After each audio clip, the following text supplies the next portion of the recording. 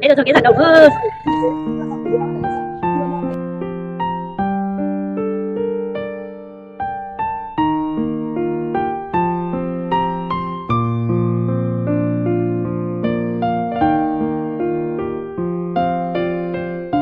Có gì?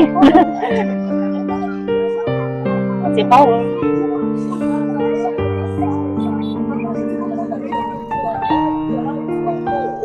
đâu thiếu nó giả chứ.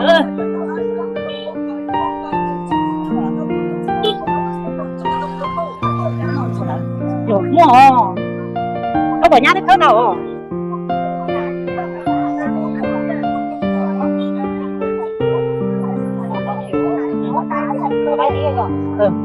Được ya cả cái gì? Có cá sạch thế nào?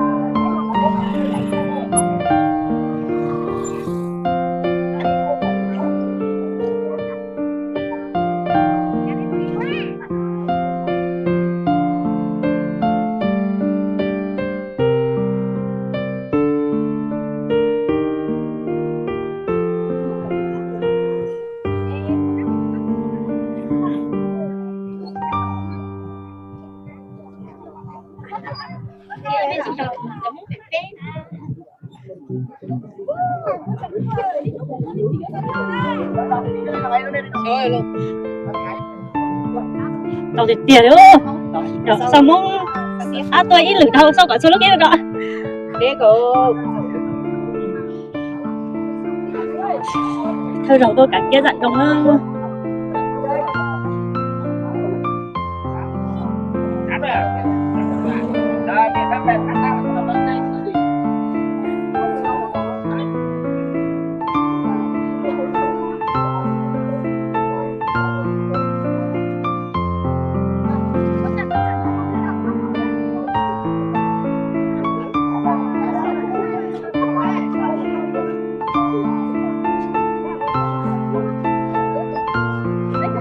Nghĩ giả cho thứ thế nào? Nghĩ giả cho thứ này có nghĩ giả thế gì? Ai mày vào đây? Ai mày vào đây? Cái chợ mà nó cũng giống như cái Tết luôn, đông người lắm luôn đấy.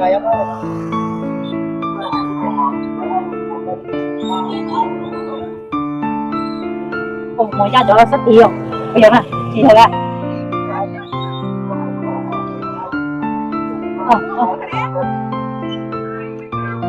Lúc xe rồi nó đi chắn à? Bỏ để rồi. Ít uống à? Nếu mà cho bánh xe rồi bánh trái muốn đây có phải bánh cho tôi đấy. Bánh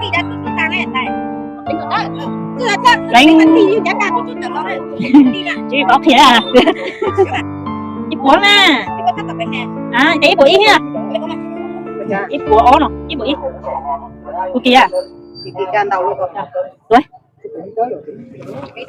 Đánh đó. Nó tròn đó. Cái nhỏ có một trò chưa?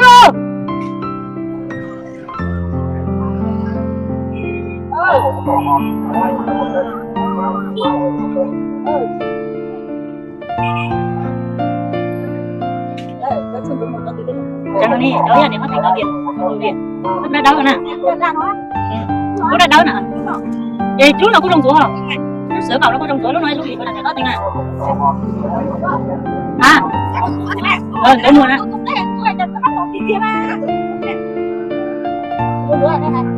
Trong họ.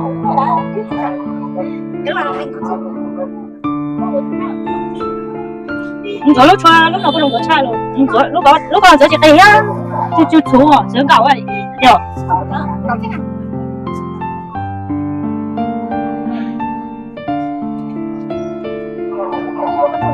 Rồi. Ôi, đàn này ta chửi này à? Ồ, đàn này có kia nào? Này nó phải qua. Em phải có số này nào? Có số đó. Được khẩu số. Nó đâu thế này chị em con ta bị vượt tiền anh cả. Chơi chống tiền tiền được.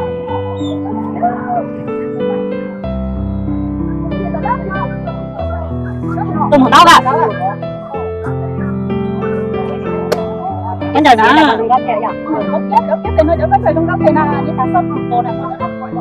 tiếng đừng đông đau dài có sạch rồi giờ mong đau thì tiền chi lành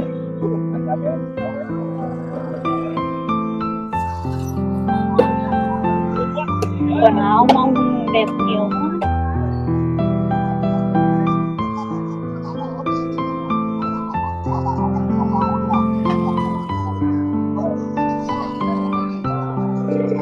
cái giữa tao có xài gì quá đó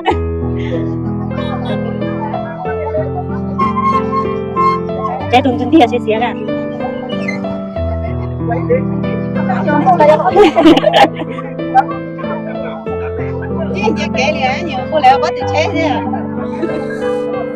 trong cái đó đẹp có đâu của nó là dùng đâu nữa cả dùng đấy đâu lại có gì một cái đi đứng kiểu gì đấy rồi mà lại trả tôi một điện thoại gì đấy là tên tiền nó cả là con nhỏ ít tiếng thôi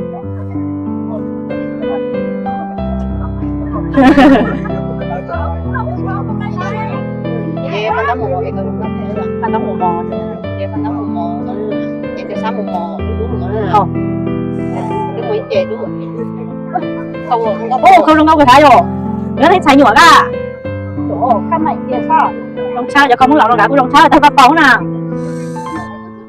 nói gì mà đã kia giờ đó xài thế giờ tao cứ đoán đúng không trong trai có bỏ trả nó được phát nè đại kia giờ đó xài hết đi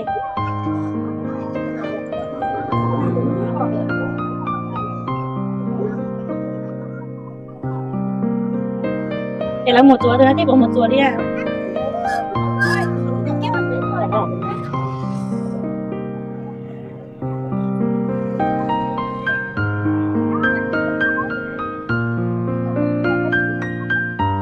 cái trái thấy mẹ ảnh nó không có cái số được lần câu ta mẹ ảnh mẹ con cái ở chỗ xếp của hụt thun à tôi đã lo rồi con hột chỗ này nè vô mà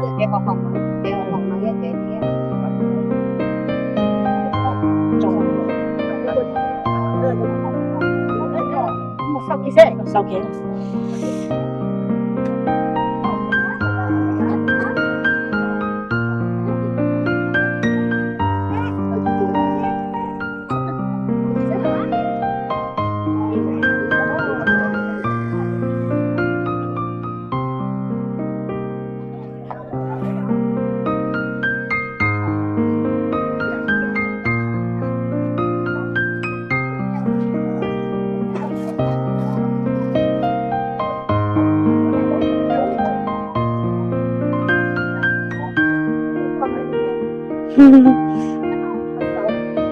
cả sáu thì phụ mẹ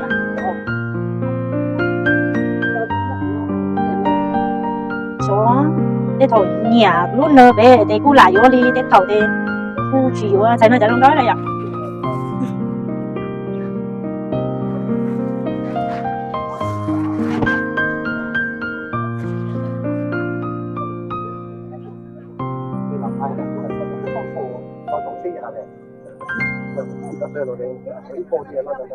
em bụi đá nó bột chiên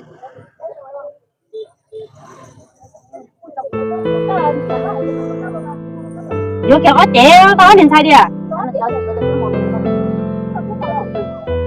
có bỏ nó có bỏ con chế là nó được một ít tuần đó thì chỉ mà chỗ này cho tam mò được à cho ba năm mà mới có còn còn lấy vô đây có vô chế nào có cho mà còn lấy mà lồng tía nhưng có nhiều lúc tía từ lồng tránh cả đấy vô có nhìn sai vô trên những chuối già nãy chuối nhường tay này mắt thấy nữa bây giờ con hay chỉ xích tay bây giờ bác cho có vô cái giờ đời mấy chứ mẹ lần đời có dễ dàng chỉ xin tàu không có chỉ mua khỏi không đỡ đi nó là lại dù chịu đâu nhà nè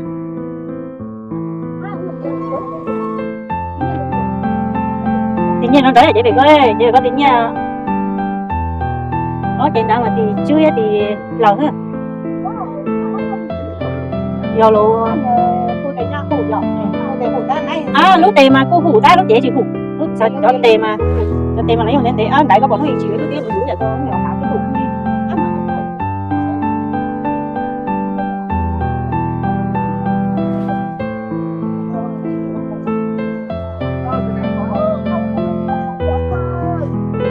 tàu tiền này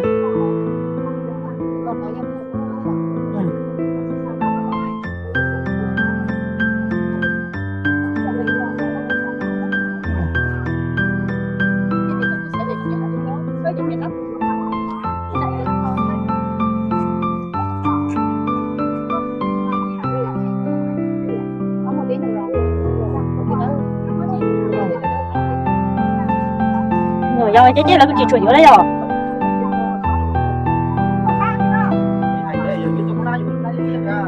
để nó được vào chỗ à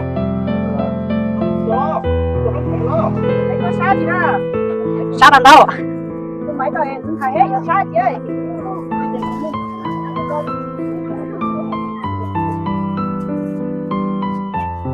để đơn giản không có đơn chú là tôi chú là tay đây đâu này nhỉ đó lúc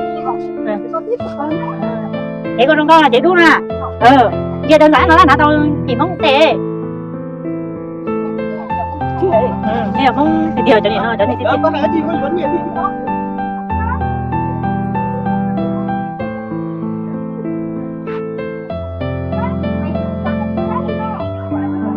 cô nói đang có buồn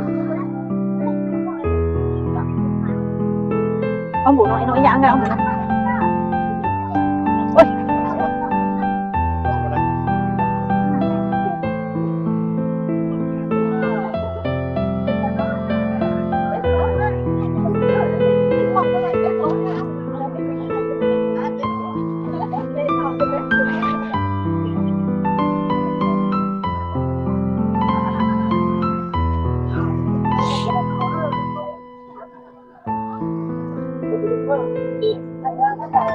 cái gì đó vậy cái gì vậy tiền tiền money em số lúc tao có lộ tiền muốn lẩu á thì tiền này bao giờ hiểu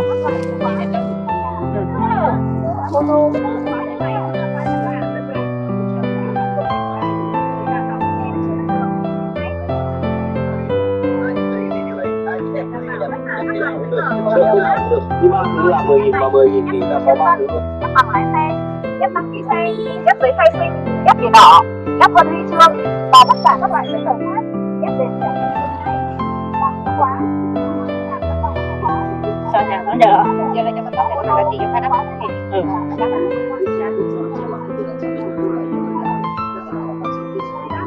vậy sao thì sao nói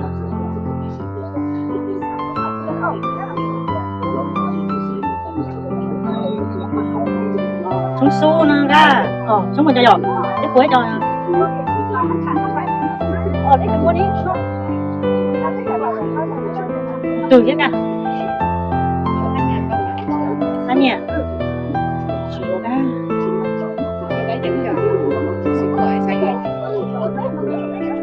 mới được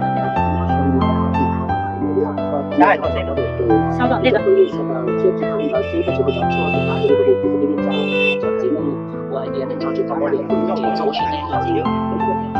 thế là lời mất khách thì thấy chuyện cái xã dưới chơi làm gì à cái nhựa thì có bọn nhựa rồi cái gì xích đầu ấy cũng muốn lẩu ấy rồi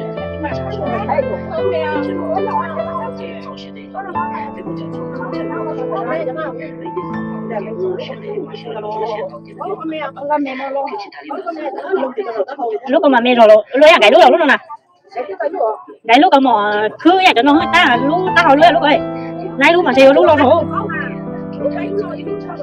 nay lúc mà chạy cũng lo rồi nay tao lo rồi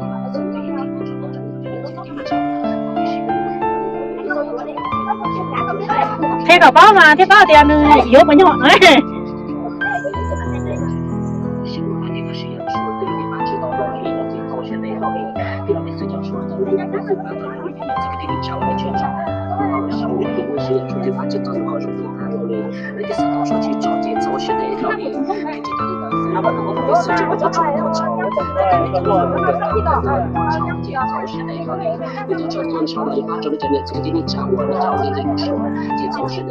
phải cho to nó chưa thể là cho kia có mở đi cho con đâu có thể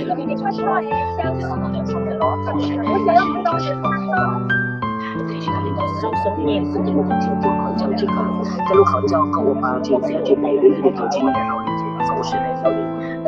đại tiết đúng rồi mẹ đã cho trong cái nhở đại tiết đúng chứ là giờ đỡ rồi đại tiết đó là đi tiếp nè là giờ đại tiết đúng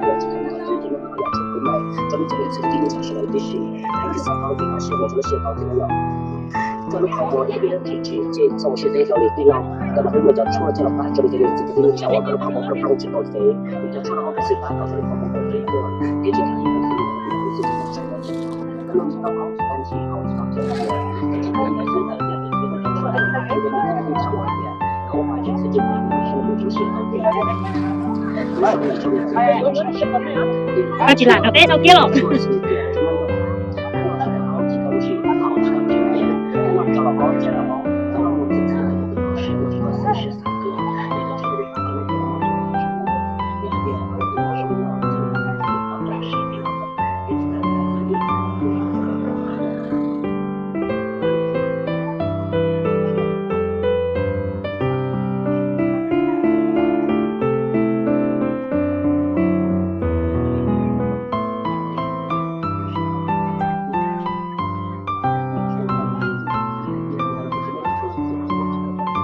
kia là đồng đấy thì tía đã đến tiền luôn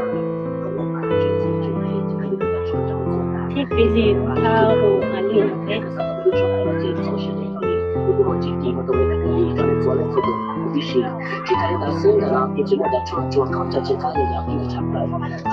thì cái này cho con có đôi khi phải đây nha nó là cái hành khai sau khi thì các bạn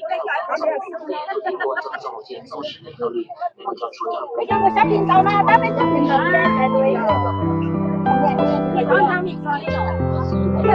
chị cho nó quân nữa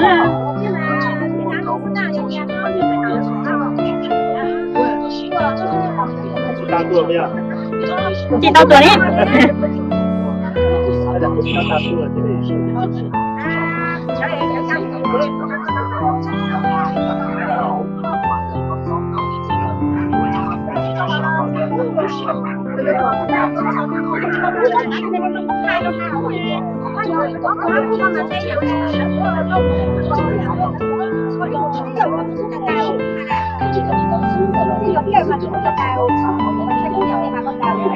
mất hai cái cú rồi nè có cái lòng có mà không để mà thấy có thể là bây giờ chẳng hạn là bên nào rồi thì nó giống đi có lý này nó ra lý rồi cái này chưa có rồi để cũng chẳng ra muốn cho người không có đó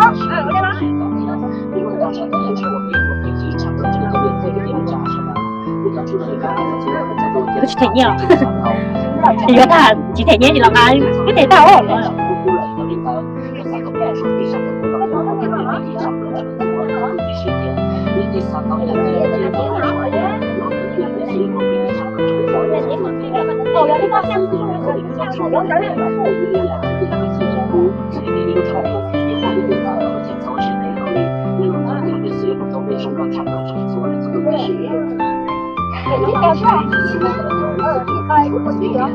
chúng nó chọn móc lại bây giờ tôi tin thì nó chọn móc lại nó dùng chọn nó cho sự móc tôi sẽ chọn tôi giờ thì nó số nó chỉ khó thì nó chọn số số số hết tôi vì cái quy định sẽ chỉ phải ta sẽ để tôi số thì bao nhiêu cái ra cho thì mình cái quy định này cho chỉ cần quy định chỉ số sẽ đây rồi để tôi chọn số là bao nhiêu số tôi thì sẽ kia giờ thì nó đi sang đó số thì số sẽ đây chỉ có chọn số sẽ để số chỉ tôi chỉ có cái trong công việc là số sẽ một trong đó nó sẽ có số không thì cho nó không thể là nó phải hỏi nhưng mà chúng ta sẽ có phải là tôi đi sẽ thế nó kia đúng rồi nó khác thế nào cái gì đã đúng kia đúng này rồi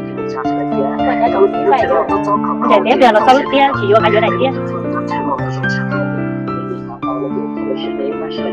Rồi chú con mình nói đây thì mấy thằng nó đây chỉ có số thì có mất người không?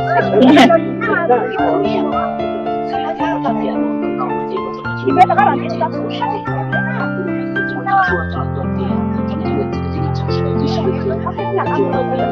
hả chị? Em có vô xem mình nhớ là có không? Chị bảo là có ta? Hay là chỗ tôi ấy là u tao coi nó có từ na? Ồ chỗ ấy cái là cho nó trong thế này rồi.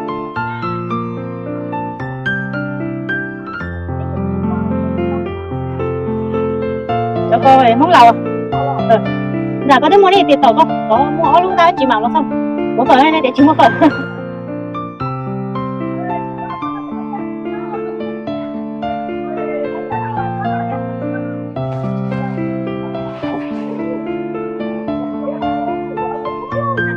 Cho cô có tôi nè, để đi chỉ tàu đi rồi.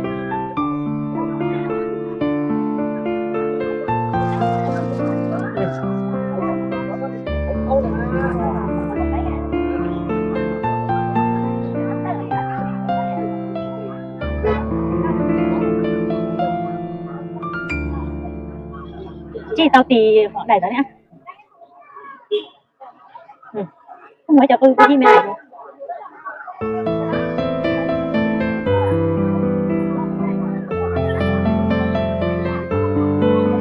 Ngày nào? Ngày nào chị?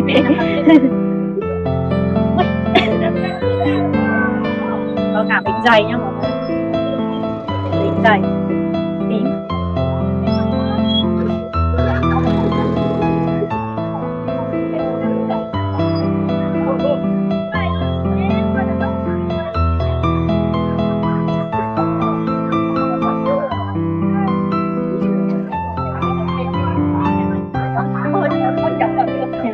Nhập khử à? Là cho nó chơi kỳ cha đấy chỗ nào vậy?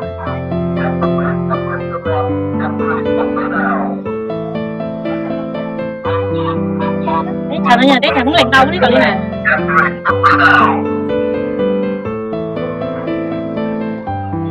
Ít trong cho để đã cho nó để rung cái này đây để cha nó trái à.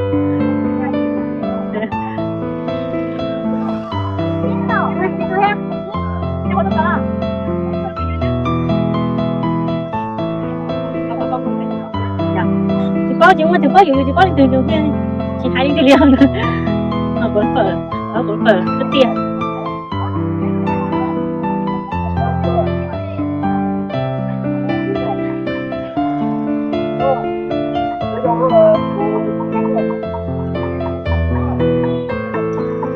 Đầu tán nó chưa có lúc nó thêm một ngày chứ nào nhở.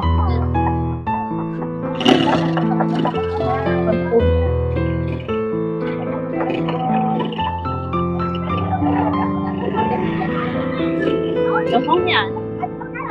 Chấm món này chắc là họ nhở. Cái gì chắc khẩu trang này. Cái gì mà nó bị giá chỉ nó chút xít đấy.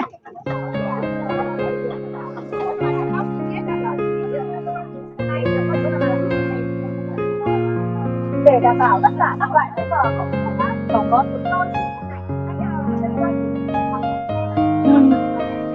Lông mi giảm. Cô chỉ gọi đi bỏ.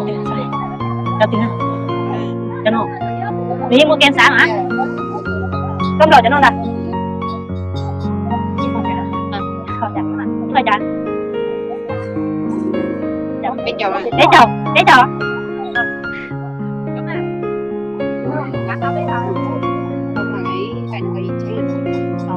Không mà ra cái gì luôn.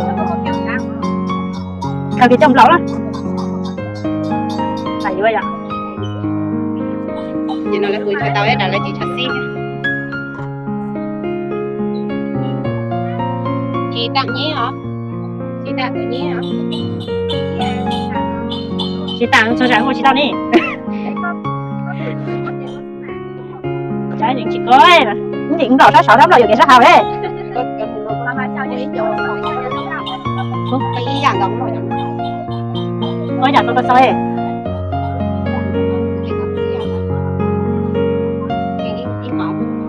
Chị có thể nào? Chị có thể là cái giờ cái chó này. cho mà giờ mát nghèo ấy cho mà mát bình thường này cho nó có bởi vì nghèo có không có từ nghèo nhưng mà ít rồi đó là cho nó đâu còn thế thầu nè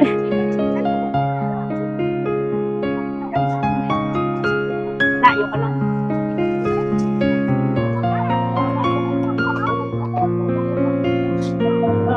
đó tiên anh không nói nó chốn thôi nhở ta một chỗ tao coi nhở mày có con đó anh chịu một tán này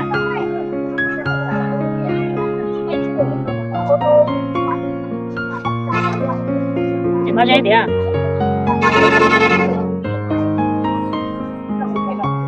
rồi tao mua về tao cả thì nhớ nhận được chậm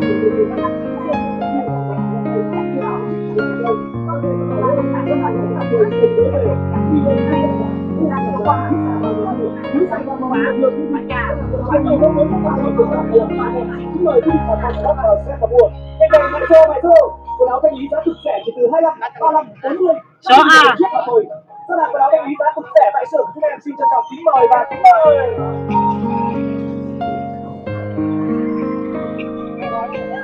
Buồn lắm để một cái chợ vậy à nó lò cái lớp kia nè để tối thế là tí rồi không buồn rồi tía tao nói à sao tía sau đó đã sửa động rồi mà nó rồi cho chương khi nó nhận cái chế không lấy giá nào tụi nó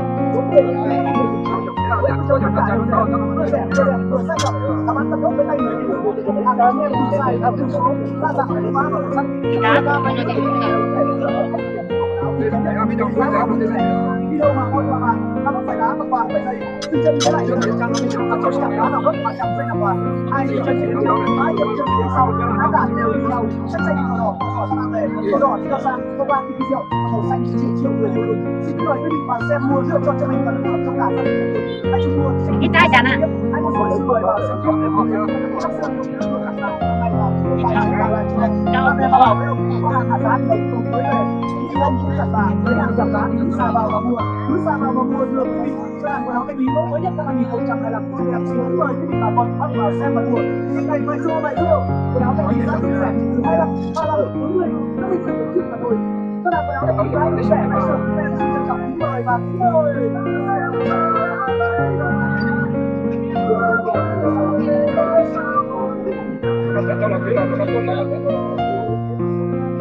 sao vậy ta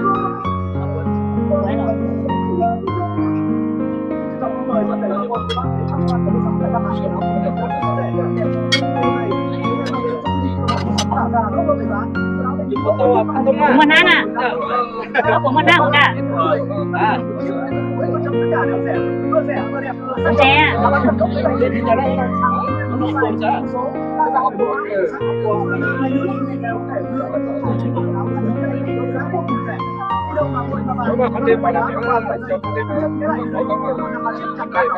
rồi sao tôi chả chỉ bỏ nét báo chỉ tao đi này rồi đắt nó kìa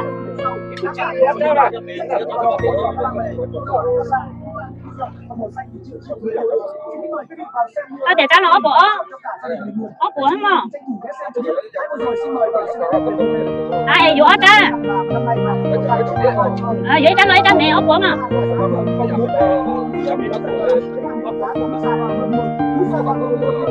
mẹ tao nói lên rồi mẹ tao nói lên tao nói cả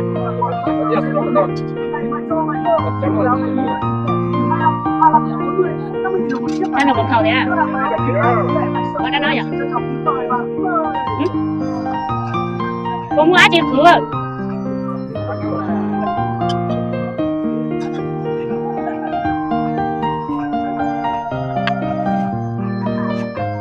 lại đắt tiền mà tiền chơi để dùng giống đi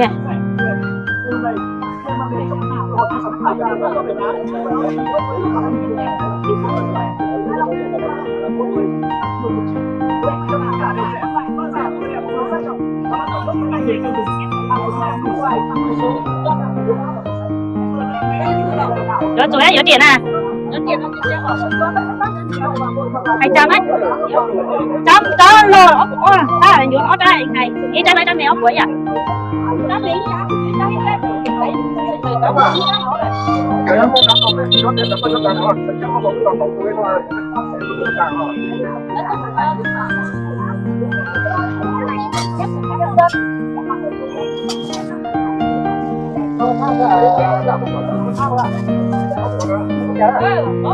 Nó quay giữa đàn à.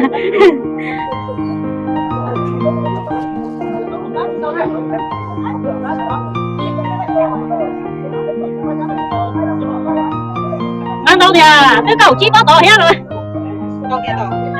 Mang mà có mua chứ đâu nhớ có tổ kêu. Thế mà nó là sao?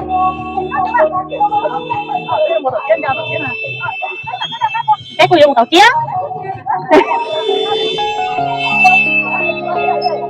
Cái chị mang theo à? Cho nên nó chỉ có dầu trôi à. Nó có ai trôi đi. Nó chỉ có dầu liêu ta.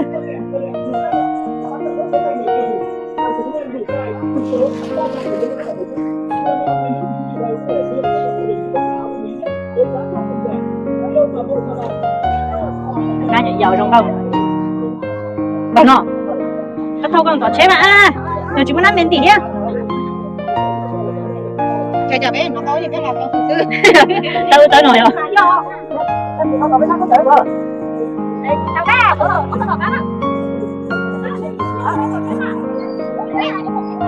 Nãy bụi cho tỏ chế rồi. À, nãy bụi cho nó tỏ chế tỏ bé nó.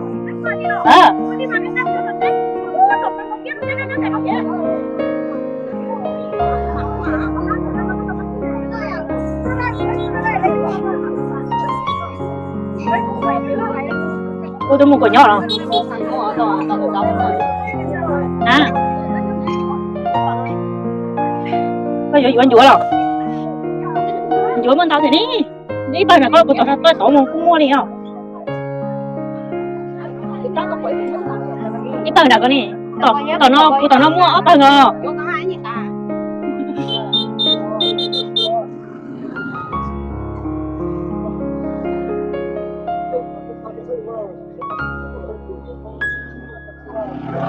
Cho con đẹp không lạnh không là câu chứ khăn ta cho khăn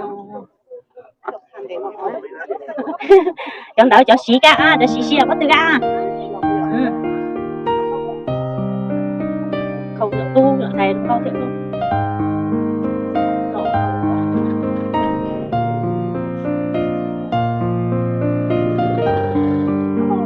tôi đi kia mà bỏ chỉ có thay vô đi.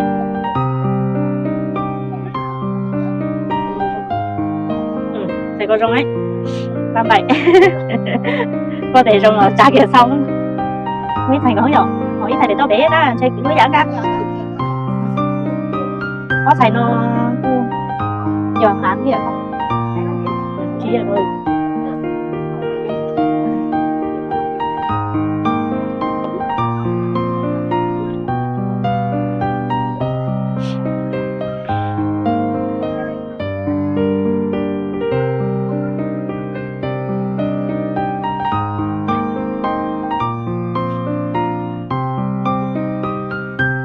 chẳng có nhận mình à nhưng mà đã khai biệt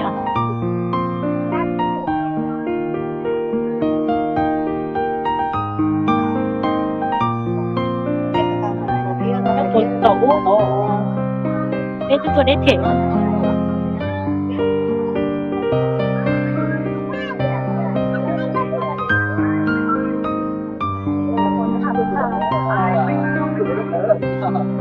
được chưa?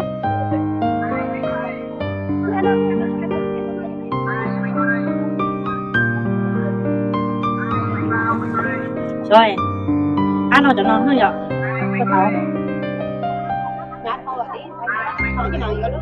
là lang ca à bé cô chưa dùng chế cả tại nó chỉ quá chứ là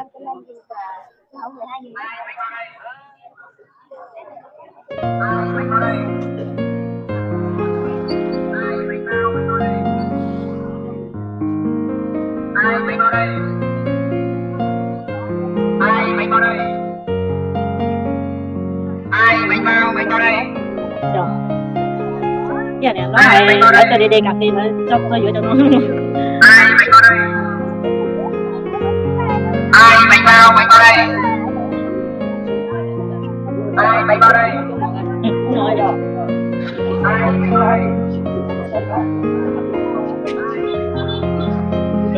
Tiếc có giữa tiếc để giữa lúc tiếc không? Nó nói chuyện lo rồi. Tôi nói lúc đã có hết lo rồi à.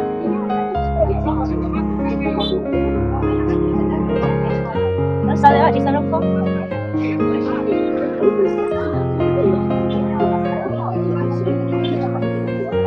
Thế đu rồi đúng không ạ? Mẹ thì cùng cái ná tao mà chơi thì không cho tiền đúng rồi nè. Tao lúc cho phải sao nó đúng rồi.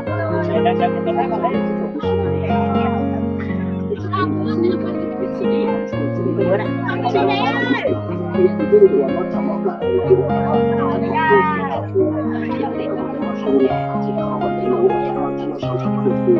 cho thấy sẽ sẽ chỉ thằng đó sẽ cho cháu chua cho bác cho cái đường đi bên trái cho tím là của ai tiền nên sẽ có Đâu có chứ.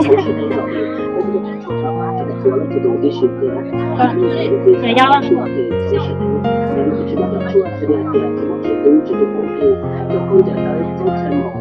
thầy con mà hủ ta luôn.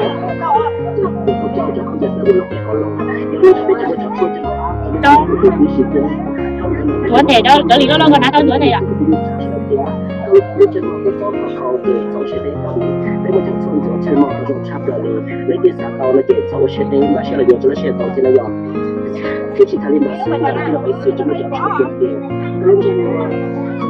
Lúc qua mẹ mình chỉ cả. Có luôn lấy dạng hả? Nó lên đây uống đèo con mẹ chỉ cả.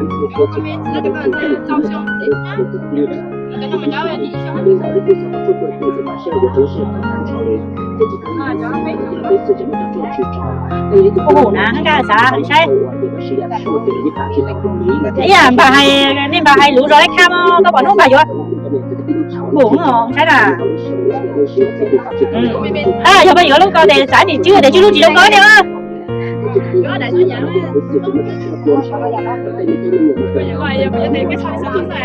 Cái sau thì chỉ khổng tua đi. Thì đây là tôi.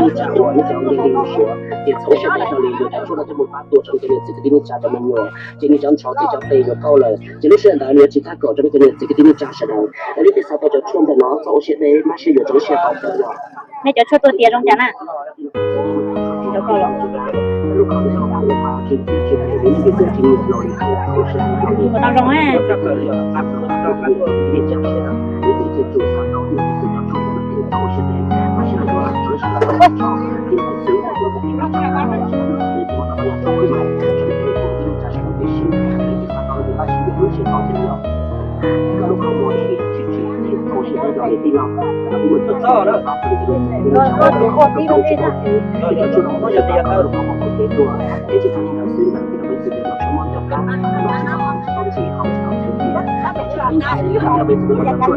Có này cả.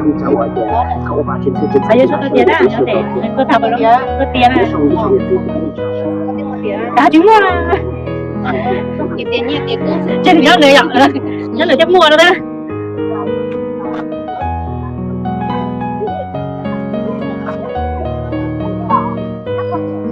Và tất cả các loại giấy tờ khác rất nghề nghiệp hiện nay là chìa khóa. Chúng tôi chưa làm các loại chìa khóa khóa tủ, khóa ô tô, khóa xe máy và tất cả các loại chìa khóa bằng công nghệ hiện đại, đảm bảo uy tín, chất lượng hiện nay.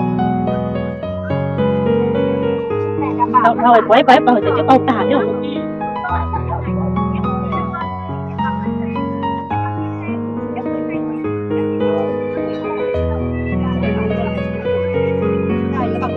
Tao chỉ ná để cái gì à? Nên mà đây chỉ ná cũng ná thế hỏi nhớ họ rồi đây á.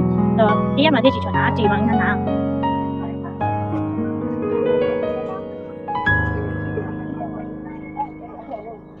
Miền bị ta tao mua nè.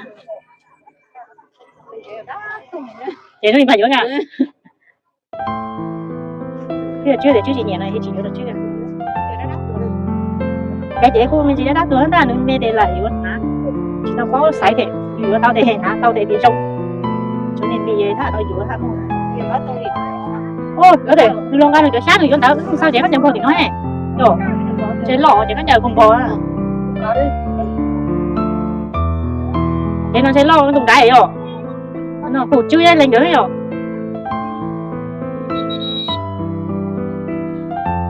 Này, chỉ vào đây này.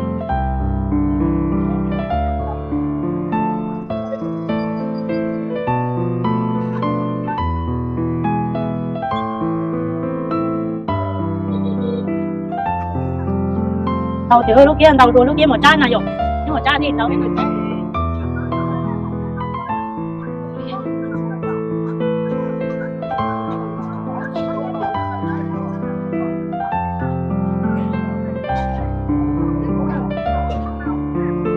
Rồi.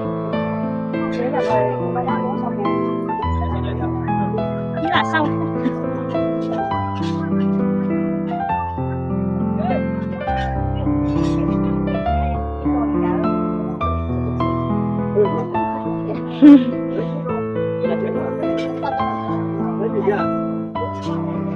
Xong rồi xuống rồi đã chia đi rồi.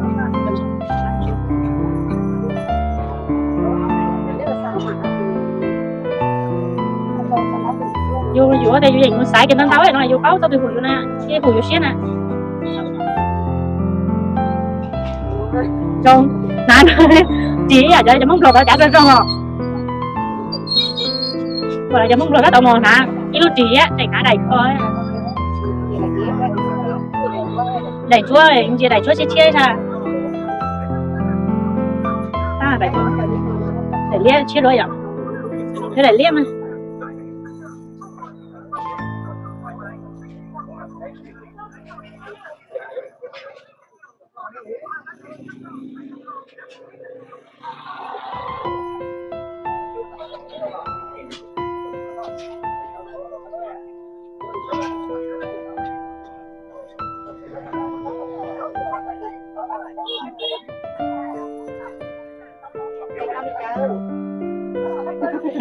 Đã bóng thằng này.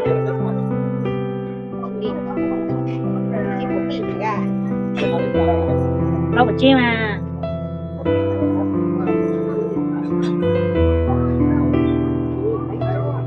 À. Thế thì chị chị nó ra tôi thấy dụ thế này. Thế thì chị mua chị xài dụ nó tôi thấy kia chả muốn nó xài dụ ấy.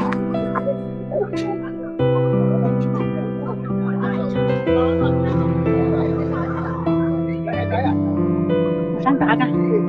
Sáng chỉ cái xong cả.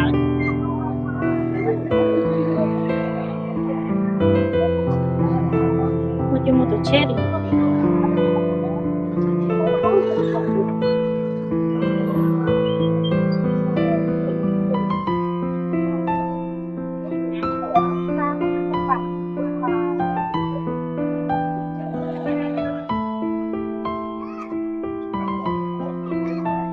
Để cho nó xí thì tiền à. Các anh xí nó đã bỏ chia tôi đến chơi à. Ôi nó có chùa à. Bốn xơi. Có táo nha. Cái này nó đắt đấy. Kính nó luôn bên trong vậy. À đúng rồi. Cái này nó đắt rồi em không ăn đi. 360, 370 một cái. Em mang lại bình dân 200 một cái.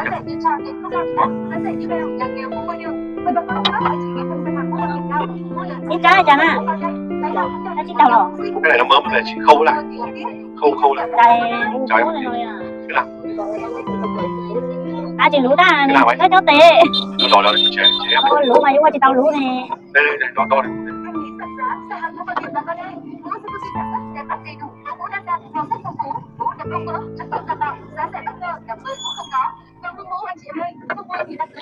Đây cho nó lại vô rồi. Cho nó lại vô rồi. 300 rồi. Công ty thanh lý mũ bảo hiểm giá rẻ nào. Vừa bán vừa cho đây. Ai dẻo mong xin là cho luôn đấy. Lâu rồi. Giá rẻ bất ngờ này, công ty thanh lý giảm giá xá cuối năm này 200 một cái. 200. Cái đắt tụi nó này vô. Nó tụi nó cái đắt tụi nó. Khí nó ấy. Chưa đi mua giờ đúng không? Chưa đi mua mũ to rồi. Đó tụi nó đi, Tụi nó nói 200 là sợ. nó có tàu đi. Ở ngoài nó bán 280 đấy. Tụi nó có lẩu đi. Mũ này ngoài nó bán 400 này, bán 300 thôi. À, nhưng mà chất lượng này. À, Đi cho nó phải cái gì? thử rồi. Ơi rồi. Em ra thoải mái vỡ ra được Dạ cho mọi người vậy. áo mới luôn rồi mình sai luôn bị tía. đập đây nó không vỡ đâu bỏ đây đập nha cái này nó phải trước đập được Ô rồi sẽ là 10 sẽ là 10 ô cái này nó bé này mà nó không vỡ chỉ phải to đập trên mà nó còn không vỡ Dạ quá chị thấy. Rồi phải con cao ca rồi.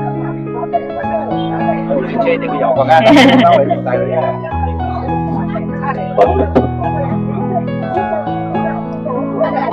Cái này bao nhiêu đấy? 300 một cái 300 một cái. cái đấy là 100 cái 100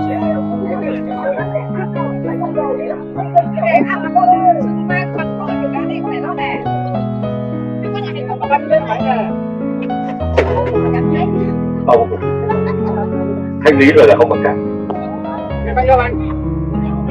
300 đấy thị trường nó bán 400 bán lên 300 cái bởi bỏ mút đây gói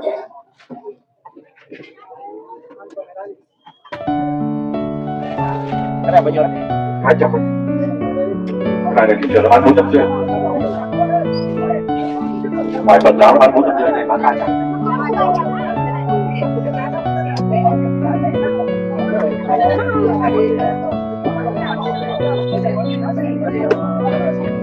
Còn tiền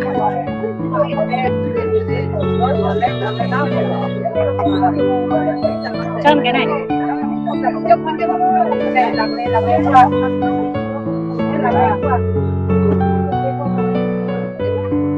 Bao nhiêu nhỉ? 200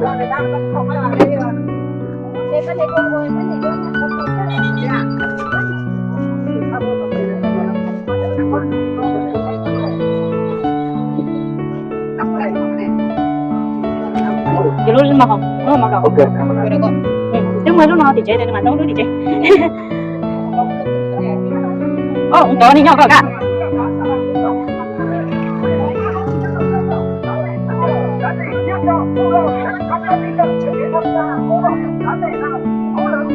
Anh công ty thanh lý giảm giá bảo hiểm nào của bán cho bà con này giá rẻ bất ngờ đấy nhanh chân kẻo hết rồi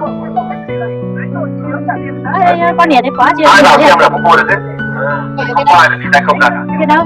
ai vào xem không mua được giá thì rẻ chỉ bằng Cái muối lâu là. Quay luôn à? À. Chẳng đây lâu lâu. không phải Dạ. vậy Bây giờ nè. Lúc thế để lòng hả? Bây giờ thật. Nhớ là bé của chị đi. Cô vừa cho anh cho mòn người ta lâu lâu đó cái. Chị ở chỗ lâu cái này. Ăn phi. không lấy cái đèn đỏ đi xe nó tốt xăng mà cái đèn đỏ thật mà Có chỗ cọp chùa của mua nó không? Gì than để mua ở đây rồi? Nó lệ nó làm mất tốt là đấy. bỏ đỏ đi nó tốt xăng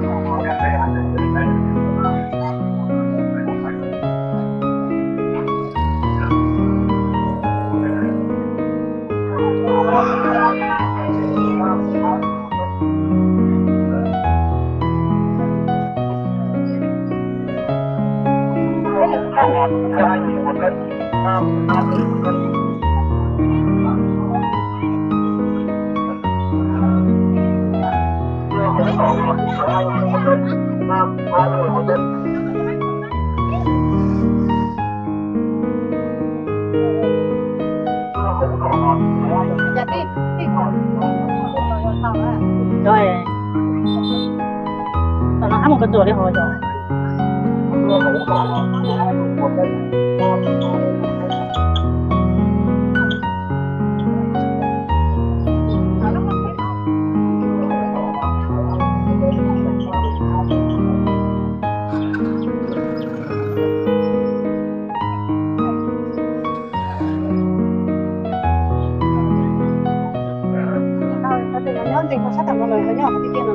À chỉ có chùa. Này chị chỉ tao biết tuổi chị cho nó bỏ sang. Chả là yếu tả này.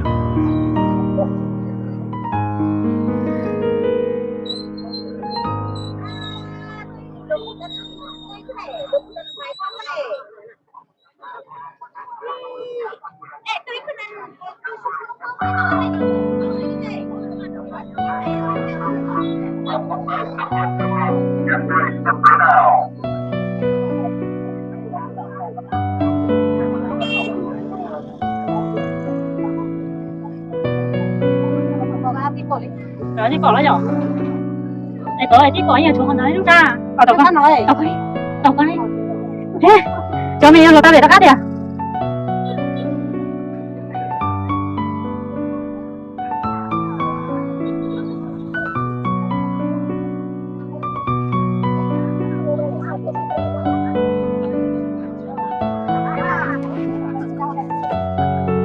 trong đâu gì con lúa à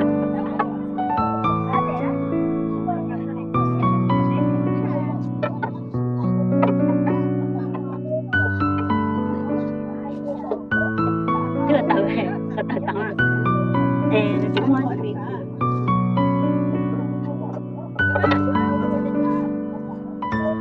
con trăng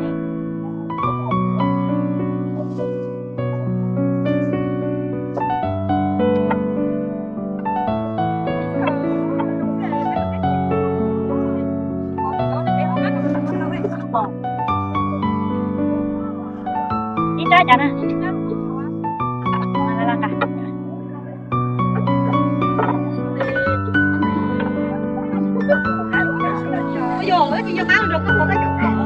được rồi, dù anh tao